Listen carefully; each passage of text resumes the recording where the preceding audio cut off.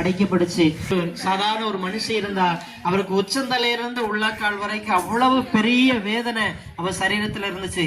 எப்படியாக அவ அநேக மருத்துவர்கிட்ட போய் பாக்குறா, அநேக மருத்துவர்கிட்ட போய் தன்னுடைய பணத்தை எல்லாம் செலவழிச்சு அவ எப்படியாவது சுகமாகணும்னு சொல்லி வேண்டுனா, ஒரு நாள் இயேசுப்பா அவளை சந்திச்ச மாத்திரத்துல இயேசுவினுடைய அவர் போட்டிருந்த ஆடையின் ஓரத்தை அவர் தொடம்போது அவர் முற்றிலுமா அவர் சுகமானதா வேதம் சொல்லுது.